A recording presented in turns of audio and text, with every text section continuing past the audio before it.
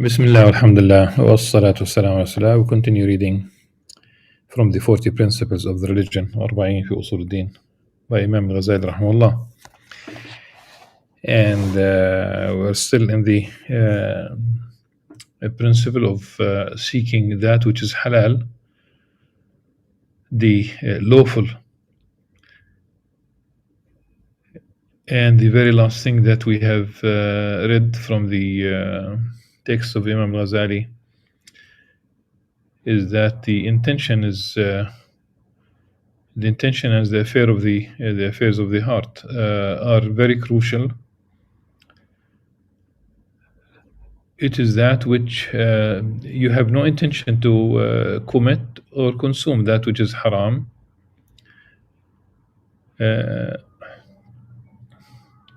Even if you do, and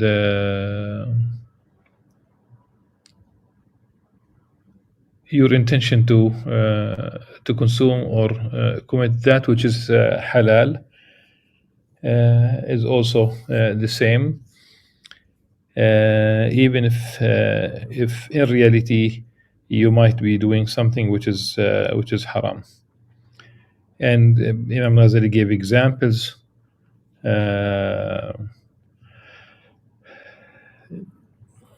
Whether one sleeps with a woman thinking that she is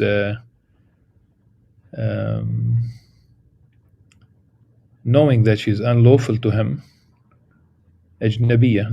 This word is in the Sharia is not a stranger or a foreigner. She's someone that he could. She's not his wife.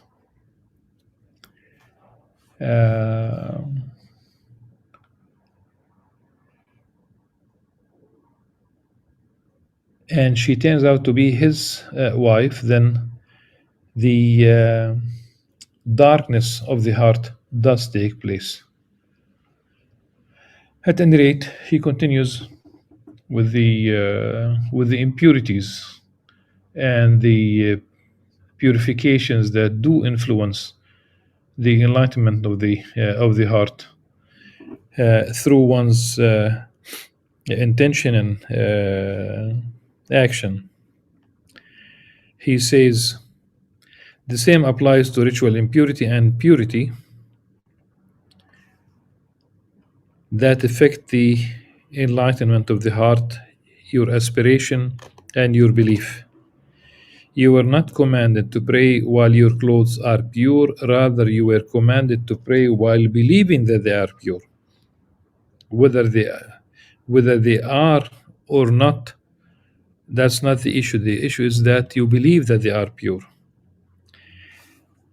Say that some impurity is attached to the clothing without your knowledge, but you believe that they are pure. The feeling of ritual purity has an effect on the radiance of the heart, even if the reality is otherwise. For this reason, we say, truly, whoever prays and then remembers that there is some impurity on him, it is not required of him to repeat the prayer according to what is most correct.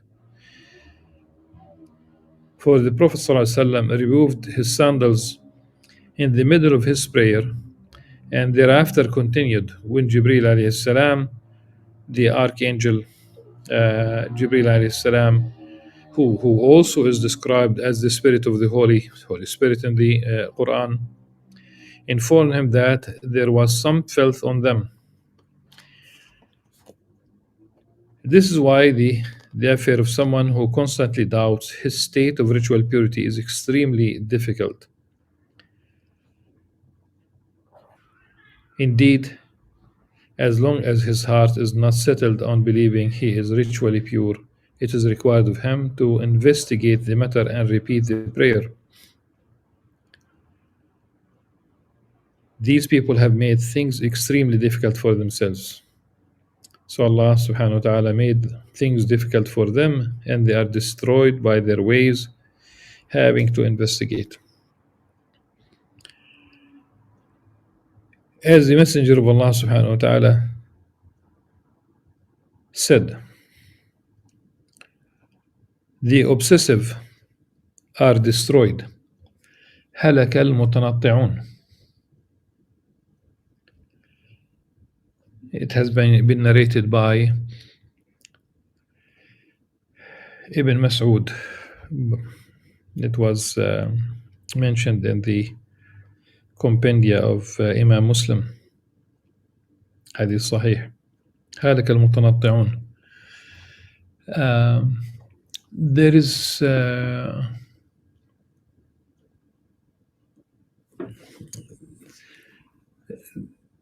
obsession and there is compulsive obsession. It's a disorder. People know they don't intend to. I know very well, بإذن الله عز وجل, that this is the case, inshallah. I know someone who I have no doubt about his affair of the affairs of the heart, like not knowing really the inner dimension, but غلب الظن ولا نزكي الله أحدا. Such a wonderful person, a PhD student in Boston. But the way he used to, he was even kind of probably embarrassed, but he could not stop rubbing his skin time and again while he was performing wudu, not being satisfied. I don't know what's the source of this. Something that happened to him in his childhood. The way he was taught how to perform wudu at an early stage in his life, and he continued with that. He will time and again keep rubbing his his skin, repeating his wudu. Or and I've seen it in Malaysia, people trying to get the niyyah, the intention for the salah. We would finish a whole rak'ah, and the person right next to me, a Malay, is trying to get the niyyah right in two languages, as it was explained to me. Where did he get this from? I really don't know. But it definitely is obsessive, and I think it's very tiring to them. Likewise, in regard to the lawful, you worship by means of what settles your heart, not but what the mufti rules for.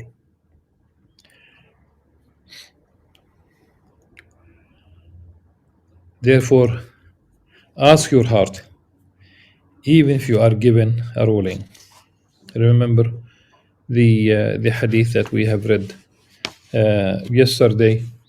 استفتي قلبك ولو أفتوك, or in the text that one mentioned by Nawawi in the 40 hadith. Of course, the what we have today is the number of the hadith is more than 40. استفتي قلبك البر ما اطمأنت إليه النفس واطمأن إليه القلب والإثم ما حاك في النفس وتردد في الصدر وإن أفتاك الناس وأفتوك, to the same effect. Do basically check it internally in your heart.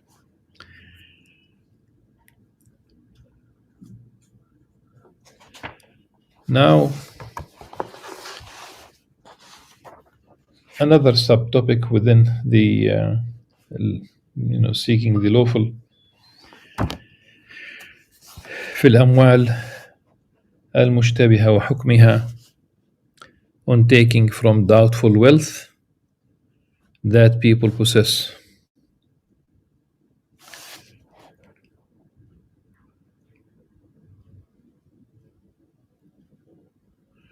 Beware, and the ruling, of course, on this. Beware of going to extremes with yourself and saying, all the wealth of the world is unlawful, and the hands of people and their corrupt dealings have soiled it,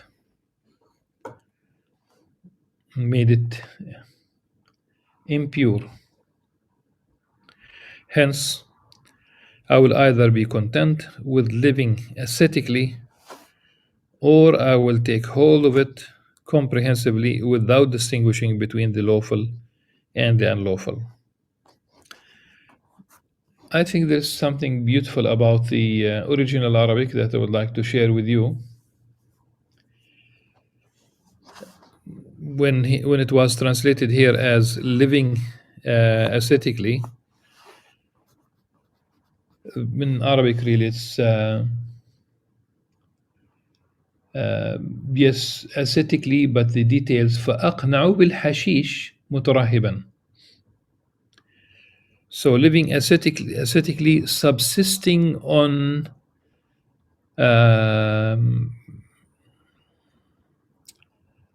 wild herbs, though hashish is really grass. Okay, greens, like that's what it means. Because Imam Al-Ghazali does mention, he describes the life of Abu Yazid al-Bastami, that he subsisted on eating greens, like from the prairies, from the wilderness. It means he had no house, no profession. Of course, there must be a source of water there, either a well of water. But if you talk about he said the prairies of Baghdad, and everybody knows that there is plenty of water around the rivers there. So eating from these greens, having a source of water, and he would dedicate his time to the worship of Allah subhanahu wa ta'ala. Sometimes such cases, no one advocates this to the masses, but the very existence of such a story could be a reminder that life could be simpler. We don't need, I think that we don't need most of what we have, but nevertheless, it's we tend not to observe that it is consumerism, and there is a sense of self-fulfillment in buying material goods, and it's of course tiring and time consuming. So this is really the missing part. فأقنع بالحشيش مترهبا. Of course, with Allah rahbaniyya fil Islam, it's living ascetically is different, because مترهبا, living like a monk. Both are extremes. Rather, both are extremes, meaning either you basically indulge without distinguishing between the halal and haram, or really avoiding everything and simply subsisting on wild herbs. Rather, know decisively that the lawful is clear and the unlawful is clear, and between them are affairs that are dubious. It was like that in the time of Allah's Messenger, sallallahu alaihi wasallam, and will be like that forever. So go forth from the secret that we have mentioned, for indeed you do not worship with what is in itself lawful. Rather, you worship with what you believe to be lawful, and do not know of any apparent reason for its unlawfulness.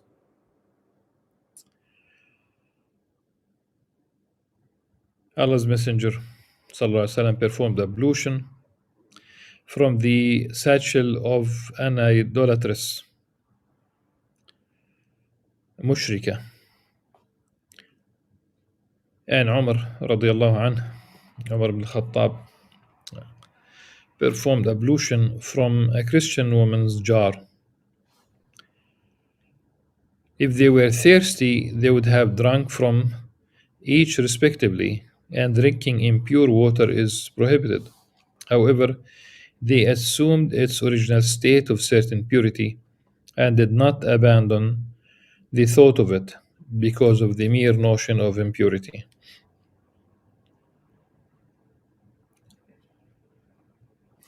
Likewise, is every form of wealth that you have acquired from the hand of a man. Just thinking about drinking, yeah, just like istishab hal. Uh, just you perform wudu from it, and then had you needed to drink, you could. Today uh, we have two businesses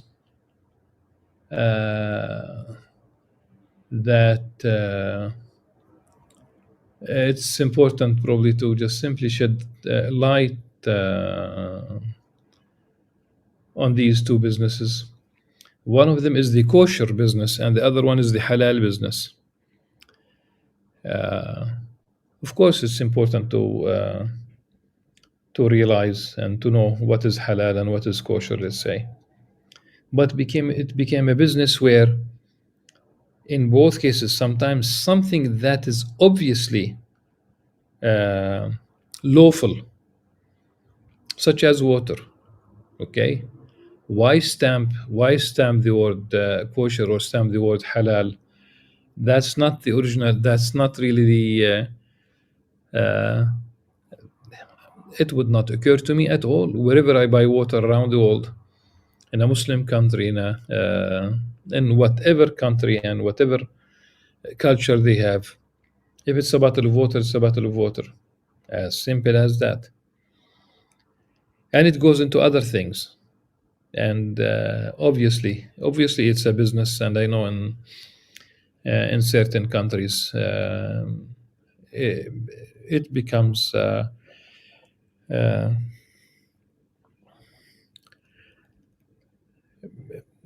there will be interest in the sense of financial interest for the specific religious community, making money out of it.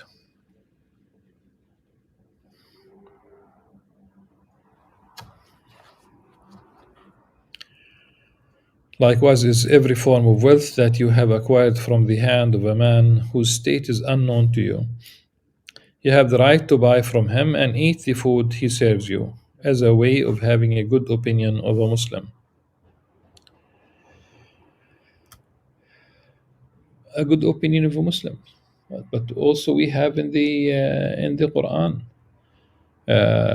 you know, وطعام الذين أوتوا الكتاب حل لكم. It's obviously that we can eat even the food of the people of the book. One should not be naive, but one could ask and it's very simple. In principle, even people of the food of the people of the book.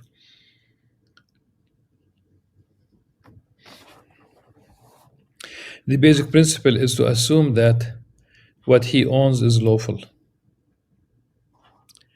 As for what you acquire from a man whom you know to be righteous, it is even more appropriate for you to believe that what he possesses is lawful. Of course, it is obligatory to be cautious of what you acquire from an oppressive sultan or a man whom you know deals in interest, really usury, riba, or selling alcohol, selling that which is haram, selling alcohol, selling drugs, selling the gambling tickets, if you will, anything that is haram.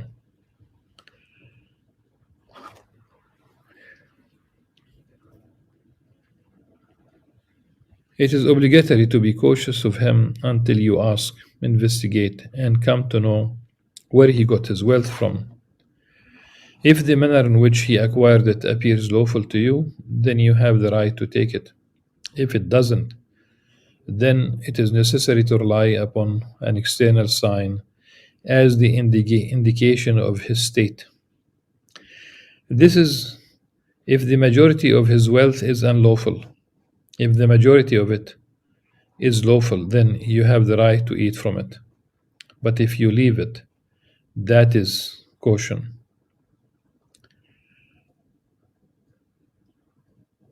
One of the agents of Ibn al-Mubarak once wrote to him from Basra, asking him about dealing with a man who had dealings with the Sultan. He said, if he does not deal with anyone but the Sultan, then don't deal with him. If he deals with other than him, than the Sultan as well, then deal with him.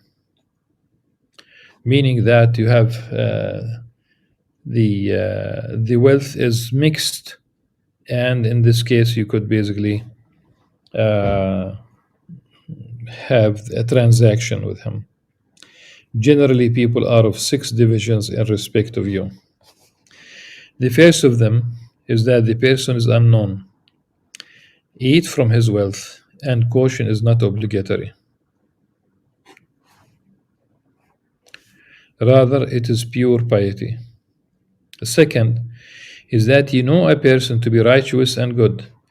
Eat from his wealth without precaution, for precaution in his case is a baseless misgiving.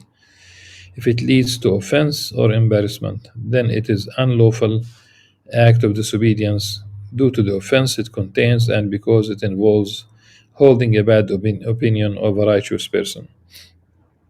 حسن الظن. The third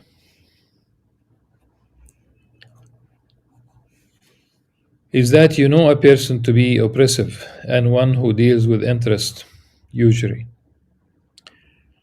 to the extent that you know that either all or the majority of his wealth is unlawful, like oppressive sultans and others, their wealth is unlawful. When he talks about oppressive sultans here, it does include confiscating people's money unlawfully, coercing people to give up money, uh, forcing them to pay excessive taxes to finance, you know, his, you know, his own desires. Just to give an example, like the at one point in the daughter of the president of Angola. After a sudden, she became the second most powerful person in Angola, and she became the first billionaire owning 3 billion. While there's nothing prohibits a woman from becoming wealthy, but when the overwhelming majority of the population is very impoverished, and you are the daughter of the president and you become a billionaire, $3 billion, then there is something wrong about the source of the money. Such obvious cases, there could be oppression in the sense of lack of freedom of movement, lack of freedom of speech. That's not what Imam Ghazali is talking about. It's about the source of their wealth. Hence, he says at the end,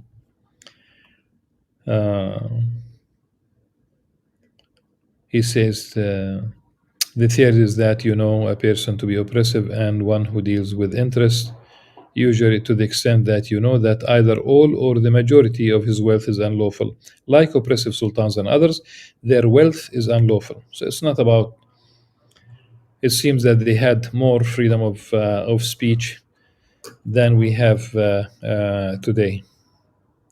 The fourth is that you know that the majority of a person's wealth is lawful. However, it is not completely free of the unlawful, like a man who has a business or some inheritance, while at the same time works for the Sultan. Again, it's about wealth, the source of wealth. While you have the right to take from where the bulk of his wealth derives, it is important to leave it for the sake of precaution, wara, piety, just in case. The fifth is that a person is unknown to you, but you see about him a sign that he is an oppressor, such as a long sleeved outer garment, a flashy head covering, a posing like a Turk, or an oppressive ruler.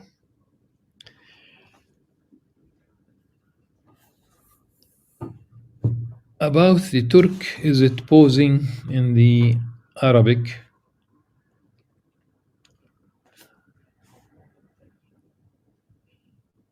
The Hayat al-Atrak is not posing really. It is still about the certain appearance really. Hayat al-Atrak wal-Zalama. Could be. Could be, you never know.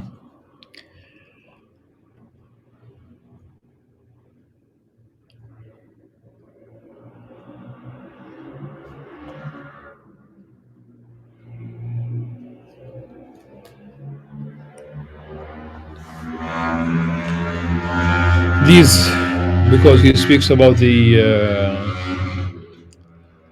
outer signs, these outer signs necessitate caution. Do not eat from his wealth except after investigation. The sixth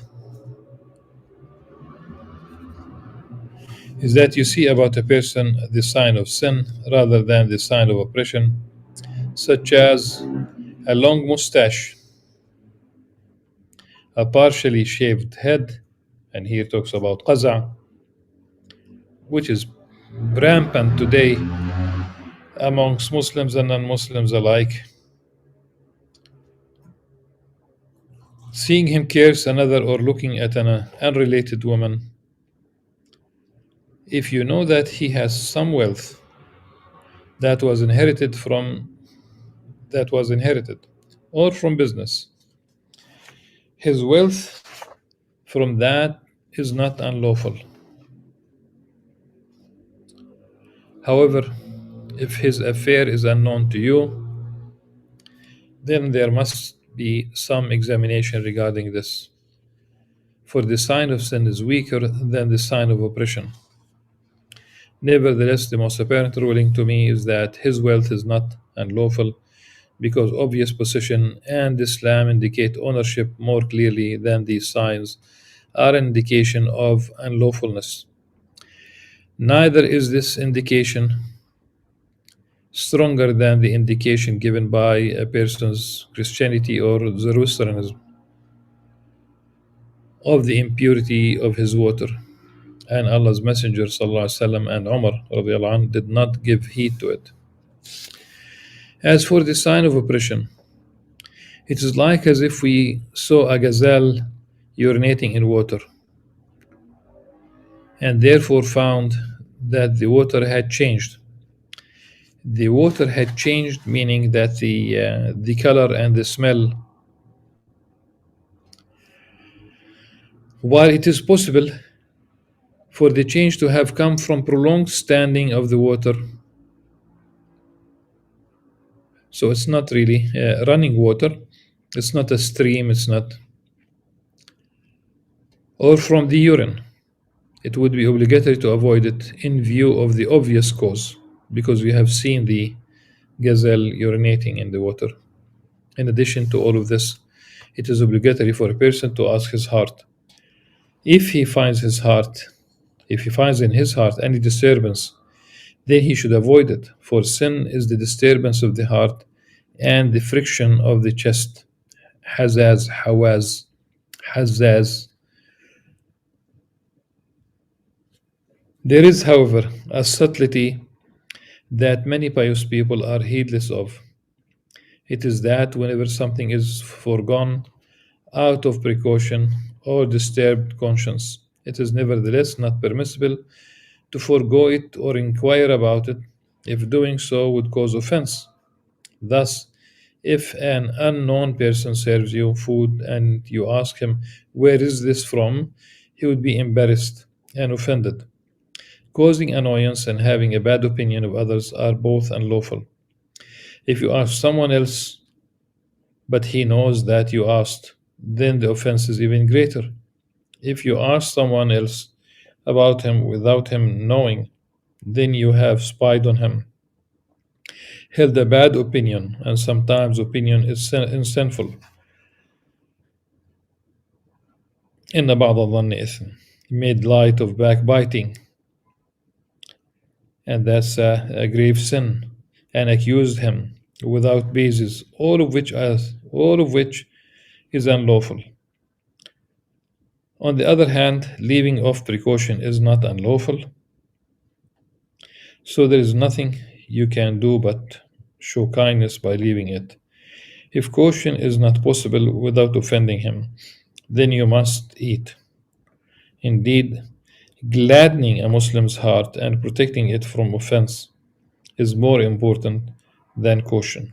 Know that Allah's Messenger وسلم, ate from charity given to Barira and did not ask about the giver. In the hadith,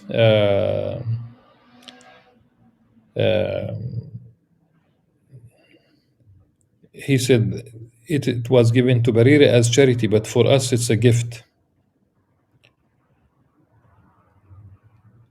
The Prophet ﷺ and Al-Bayt, they would not eat from the sadaqah, from charity. Gifts used to be brought to him ﷺ, and he accepted them without asking. But he would also, in the Arabic text, he would reward those who would give him a gift. Yes, when he ﷺ first arrived to Al-Madinah, he used to ask whether what was brought was a gift or charity, because there is no offense in that, and because the circumstantial evidence pointed to the equal likelihood of it being either a charity or a gift. He ﷺ used to be invited to people's homes, and he would accept without asking. Instances of him questioning have only been narrated rarely in cases of doubt. You may say, if there is unlawful food in a market, do I buy from that market? I say, if you have verified that the unlawful is the majority, then do not buy from it except after investigating. If you know that the unlawful is abundant, but not the majority, then you have the right to buy and should investigate as a precaution. Allah's Messenger ﷺ and his companions radiallahu anhum used to shop in various markets during their travels, knowing that there were people who dealt in interest and stole and people who unlawfully took booty, yet they did not refrain from dealing with them. This subject calls for a long explanation. If you desire that, then read the Book of the Permissible and the Prohibited from the Revival of the Religious Sciences. On reading it, you will see that with respect to its verification, conveyance, and comprehensive detail, nothing of its kind has been written. And inshallah, tomorrow we'll deal with the eighth principle, upholding the rights, the huquq of Muslims, and good companionship, صحبة, with them. سبحانك اللهم وبحمدك نشهد أن لا إله إلا أنت نستغفرك والسلام عليكم ورحمة الله وبركاته.